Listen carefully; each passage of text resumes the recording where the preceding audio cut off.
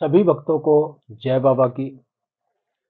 कलयुग में कल्कि किस प्रकार से युद्ध कर रहे हैं, काल पुरुष किस प्रकार से युद्ध कर रहे हैं, आज मैं आपको समझाता हूं।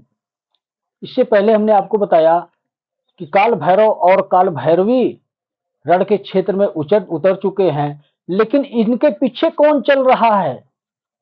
इनके पीछे जिनको मैं काल रात्रि कहता हूं, जिनको आप कालका कहते हो, जिनको महाकाली के नाम से जानते हैं, कालका को ही महाकाली कहा गया है। हम इंसानों ने नाम दिया है कालका, लेकिन सच ये है कि वो महाकाली है।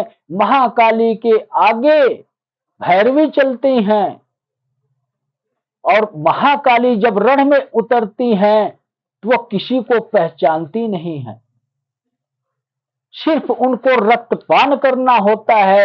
महाकाल का यही स्वरूप होता है। तो कहने का तात्पर्य मेरा यह है कि महाकाल महाकाली रण में उतर रहे हैं, अपनी एनर्जियों के साथ काल पुरुष के आदेशों का पालन करना शुरू कर दिए हैं जुलाई की पूर्णिमा से। तो जब भैरवी महाकाली हैं, वो मैं इसलिए कह रहा हूं कि जो कार्य भैरवी नहीं कर सकती हैं, जिन राक्षसों का संहार भैरवी नहीं कर सकती हैं, उनका रक्तपान करने के लिए महाकाली उपस्थिति होती हैं। इसीलिए आगे आगे भैरवी चल रही है, पीछे पीछे महाकाली चल रही है। लेकिन महाकाली के पीछे कौन चल रहा है?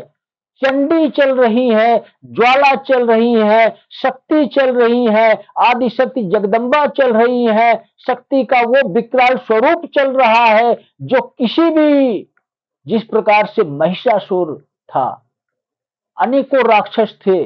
जिस कार्य को महाकाली नहीं कर सकती हैं, तो उस कार्य को चंडी करती हैं। उन राक्षसों का संहार चंडी करती हैं। तो चंडी स्वरूपा ही जगदम्बा स्वरूपा है, और चंडी स्वरूपा ही आज पृथ्वी पर महेश्वरी का स्वरूप लेकर पृथ्वी पर अवतरित हुई है, एक स्त्री स्वरूप में, एक कन्या स्वरूप में। तो संकेतों को समझो, महाकाल और महाकाली की शक्तियां तीन माध्यम से रण के क्षेत्र में उतर चुकी है। अधर्मियों का संहार करेंगी, पापियों को सजा देंगी और राक्षसों को दुनिया से ही सफाया करेंगी।